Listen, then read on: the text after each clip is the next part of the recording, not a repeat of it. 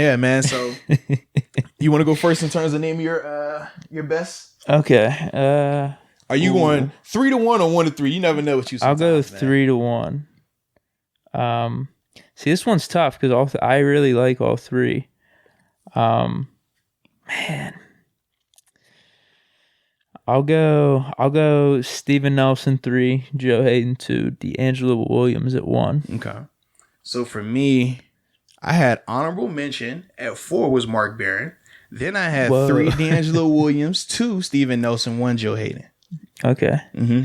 So I'm going with my list and why I have D'Angelo 1 more based off the contract and him filling the need whenever Le'Veon went down, because we know how our offense looked whenever Le'Veon was out the year prior with I think it was Ben Tate in there. Ben Tate, Josh Harris.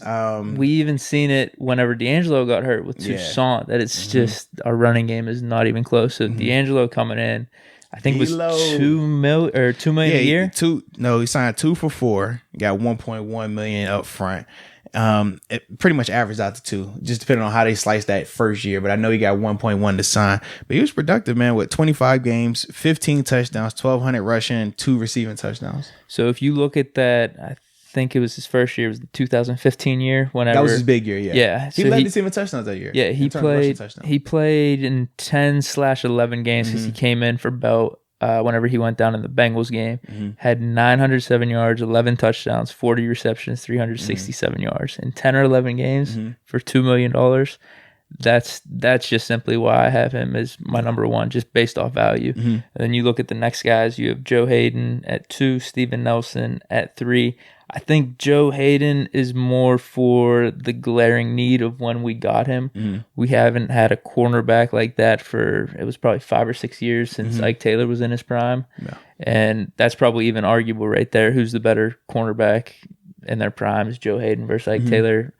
Most people would probably lean Joe Hayden. He's got the Pro Bowls. He even made the Pro Bowl last year, whereas Ike Taylor never has one of those.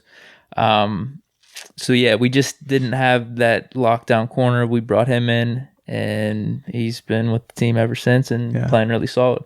Steven Nelson is just kind of beefing up on that cornerback position. A lot of people were questioning it, and he's come in and has been pretty much locked down. I would say, just for the sake of this argument, not really looking into things, you would say, what, top 10, 15 corner in the league for Steven Nelson? I would have to look into it a lot more. I'm not even gonna lie, man. But for your sake, we can just throw it out there. So there's that whole graphic with him versus Stephon Gilmore where Steven Nelson only let up like 500 yards and no touchdowns, certain amount of targets. I understand all that. So there's that, and he's balled out as well. So those are my 3.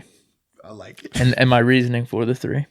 I like it. So I start, the reason why I had Mark Barron as like the honorable mention, just like I said, when I mentioned his productivity early on and for the need that he addressed at the time, the need you talk about with D'Angelo coming in and filling as the running back when Le'Veon went down, we saw what that linebacker room looked like when it was Vince Williams, John Bostic, and LJ Fort. We talked about how, man, they need somebody who can do something, just be a little athletic, whatever it may be. Mark addressed that need. Mark was able to give the young boy Devin Bush time to grow, not to have to take on all the crazy assignments. He did all that. Now, granted, it's kind of like, man, you're putting him on the cross for it now, and I understand that comes with it sometimes. You're the sacrificial lamb. But he addressed the need, and it was cheap. But the reason why I have D'Angelo as my 3rd guy, man, I love the D'Angelo pickup, man. I was on the team obviously before, and I was on the team with him for the 2 years that he played. And you hit on it, man. You could see the difference, man, when Le'Veon went down and D'Angelo came in. D'Angelo at the time was the Panthers' all-time leading rusher. Like, the dude could ball. He had dropped weight, looked fast, explosive, and was still hungry. He was trying to get a ring. We all were. Man, so I love that, and I love the cheapness of the deal. Now, the reason why I have him at 3, whereas I have Steven Nelson and Joe Hayden ahead of him, is just because when I looked at the amount of games he played in, I felt like it still wasn't as much as those other 2 guys. When we're looking at Joe Hayden playing in 42 games, Steven Nelson starting and playing in 15 games and like out there every snap. We talked about D'Angelo. When Le'Veon was healthy, D'Angelo wasn't going out there. And we know the need that he filled. He was the depth guy. He was the, hey man, if you get tired of Le'Veon, if you're injured, I got you. So for me, it's like I see the great value. But for me, it's hard for me to put him above Steven or Joe just because the impact that those guys had on a play in, play out basis every game. So now when I go to my second guy and I have Steven Nelson here, his contract warrants the productivity. I mean, he signed a 3 for 25, 7.5 million. I was surprised at that. I thought it was $5 million. I thought it was like a 5 for 25 or something like that. And I looked at it and I saw it was actually a lot more. I'm like, oh, damn. I didn't know.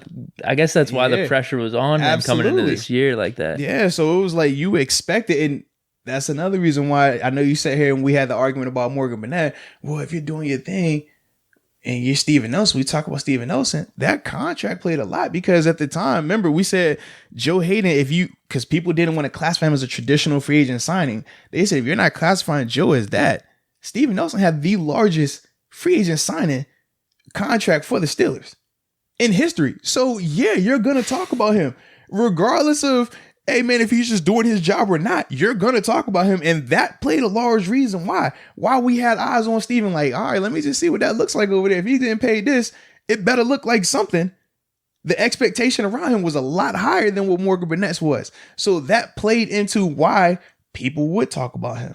That played into why. It took a bit though. I mean, it did take a bit. It wasn't off the bat. But I'm telling you though, not most fans, but media wise, eyes were on Steven Nelson because you said, man, if Joe's getting paid this and Steven's getting paid this, we expect Steven to do stuff. We expect Steven to be locked down. We expect them to not be able to throw at either one of these guys. That was the expectation. People started talking more about Steven Nelson too later on because there came the whole thing of, man, he's great in coverage, but he hasn't got the picks yet. When we're going to see the interception, remember we talked about, man, when's he going to get that man? He deserves it, man. He's been balling out. He's locking down, but he hasn't caught the interceptions. Then he had the one versus, I think it was the Bills. And we're like, okay, yeah, man. It's like he finally got one. So that played into it as well. But the contract that Steven got, that's going to get you talking. But I like the productivity, man. He had the 1 pick, the 8 PBUs, 61 tackles. So that shows me that he was still productive in the run game and he was on an elite defense. Yeah. An elite defense. So that's why he's my number 2. And now for Joe, I think it's a clear cut why Joe's number 1. First off, when he signed 3 for 27, he got $7 million to do it. But he's played in 42 games since he's been a Steeler. 8 picks, 148 tackles, 36 PBUs, and he has a Pro Bowl under his belt.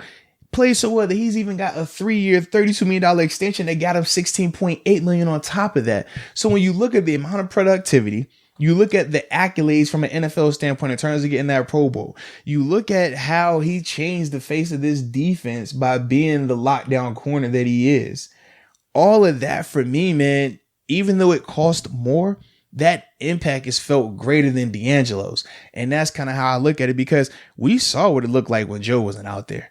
Before Joe got here, we saw we were leading the league in sacks, and it was still like, dude, we suck right now because we can't cover anyone. Yeah, bad. And that's why for me, it's like I know firsthand before Joe and once Joe got here, the impact of that man being out there. So with D'Angelo was always going to be he's the plus one. We got our wife, we got our bride. Our bride is who? Le'Veon. D'Angelo was that's the homie, that's the friend, that's the entourage. And it worked when it needed to. It worked. But for me, man, Joe is the bride. Joe is the person on that defense, man. And for me, man, when you look at the productivity that he's had and everything that he was able to do and is still doing, not he was here for 1 or 2 years and he was gone, still doing it. And that's why for me, when I look at these contracts, when I look at the 3 for 25, when I look at the 3 for 27 and those guys' productivity, and then we go on the flip side to Ladarius Green. Remember that contract? Now do you see the difference? Why I'm so, man, you paying a guy that? I expect that. That's what I expect. Dude, but no.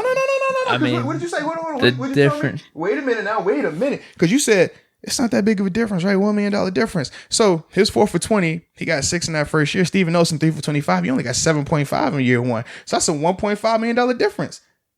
You can't tell me that production is a drastically difference between Steven Nelson and Ladarius Green? Dude, wait a minute. We're talking about worst free agent signings with Green, Burnett, and Moncrief. Dude, this is we're talking about the best ones. What is the expectation? When I tell you I'm going to give you 4 for 20, You're getting 6 in year 1. I expect the same type of impact that I see from Steven Nelson, the 3 for 25 for 7.5. Because remember, it's only a $1.5 million difference. Not that big of a difference. That's what you told me. You said, man, for Moncrief, it's only $2 million difference. I expect this. So is it wrong for me to expect Ladarius to have the same level of impact as Steven Nelson? Not for 6 games, not for the 2 that you named. Because remember, you say he played 6 games, we only named 2. No, you're comparing the best to the worst right now, though. All I'm simply saying is the money is comparable. I'm comparing the money. The money is very comparable. So after I compare the money, then I look at the productivity from both. And it's drastically different.